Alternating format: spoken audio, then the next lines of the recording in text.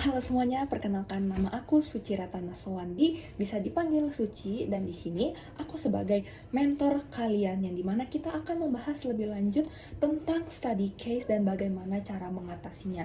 Di sini teman-teman anggap aku aja sebagai teman kalian ya, bukan sebagai guru yang menggurui kalian ataupun dosen, karena di sini kita sama-sama belajar. Kamu belajar, aku juga belajar. Di sini kita sama-sama berkembang menjadi yang lebih baik. Nah, dari teman-teman ada yang penasaran nggak nih sama study case yang bakalan kita bahas pada kali ini? Nah, jadi di sini kita sama-sama berpendapat dan kita sama-sama memecahkan masalahnya supaya nanti kita bisa ketemu solusinya sama-sama. Jadi kita saling bertukar pikiran dan kita bisa menemukan jalan tengah untuk mencari solusinya. Dalam hitungan 1, 2, 3. Nah, jadi ini dia study case yang akan kita bahas sama-sama. Nah, kita pertama-tama harus baca terlebih dahulu ya dengan saksama dan menggunakan critical thinking guys. Karena dengan critical thinking kita bisa jadi lebih tahu tentang detail permasalahan ini dan bisa pecahin masalahnya. Oke, sekarang kita baca sama-sama ya. Yang pertama, seorang ketua panitia ingin membuat suatu acara. Ia kemudian membentuk dua kelompok yang terdiri dari kelompok produksi dan juga kelompok pemasaran.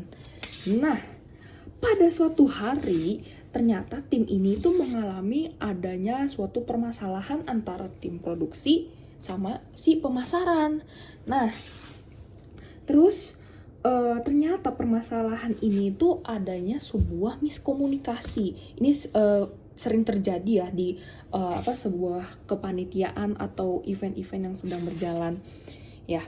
Terus di sini kemudian hal ini bisa mengakibatkan proses pengerjaan acaranya ini tentunya menjadi terhambat. Nah, gimana solusinya teman-teman sekarang? Jadi miskom ini salah siapa? Salah dia, Atau salah dia? Kita nggak ada yang tahu. Dua-duanya dari tim produksi maupun dari tim pemasaran bisa dua-duanya sama-sama melakukan kesalahan yang dimana bisa menjadi sebuah miskom. Ya, jadi di sini aku udah punya beberapa penyebab yang bisa menyebabkan miskomunikasi antara tim produksi dan juga tim pemasaran. Yang pertama yaitu waktu target pemasaran yang tidak realistis. Yang kedua itu adalah tim produksi tidak mengabari jika adanya keterlambatan produksi akibat kesalahan teknis kepada tim pemasaran. Yang ketiga, penampilan produk tidak sesuai. Yang keempat, nah ini juga bisa sering terjadi ya, yang dimana tim pemasaran ini melakukan promosi diskon tanpa mengabari tim produksi. Untuk dampaknya, ini pasti menimbulkan dampak yang positif dan juga dampak yang negatif. Nah, dampak positif dan negatifnya ini tergantung dari timnya. Bisa jadi bagi tim produksi positif, bagi tim pemasaran itu negatif, dan sebaliknya. Oke, dampak yang pertama dari penyebab waktu target pemasaran yang tidak realistis. Ini tentunya menguntungkan tim pemasaran, karena tim pemasaran pengennya supaya produksi itu sudah ready dan siap untuk dijual. Nah, sedangkan ini akan merugikan dan berdampak negatif untuk tim produksi. Karena tim produksi itu membutuhkan waktu tertentu untuk memproduksi sebuah produknya. Jadi kan mungkin untuk loading barangnya, stok barangnya apakah ready, terus juga dalam proses pembuatannya juga pasti akan memakan waktu gitu. Yang kedua, dampak negatif yang ditimbulkan dari penyebab yang dimana tim produksi tidak mengabarkan secara langsung apabila terjadi kesalahan teknis dalam produksi. Nah, otomatis ini akan berdampak negatif kepada tim pemasaran, yang dimana tim pemasaran sudah memiliki target untuk launching produknya misalnya di tanggal sekian, tapi harus diundur secara tiba-tiba, ataupun misalnya yang melibatkan pihak eksternal itu akan sulit membuat sebuah perjanjiannya mungkin gitu ya. Nah, jadi itulah apabila kalau tidak dikomunikasikan secara langsung. Yang ketiga, dampak yang ditimbulkan dari penyebab miskomunikasi penampilan produk yang tidak sesuai. Nah, ini akan merugikan juga tim pemasaran, yang dimana tim pemasaran sudah berekspektasi untuk memasarkan kepada target yang seharusnya. Sedangkan misalnya penampilan produknya ini dari segi kemasannya itu tidak sesuai. Contoh, isinya kita menjual sebuah balsam. Nah, tapi balsamnya ini malah yang ditawarkan untuk para orang tua jompo gitu, tapi kemasannya itu Barbie gitu kan, nggak sesuai. Atau nggak gambarnya sapi gitu kan, balsam tapi susu, gimana konsepnya gitu dengan sapi, kan nggak nyambung. Dan juga kayak orang mikir apa hubungannya, terus juga kayak nggak menarik sama sekali lah gitu.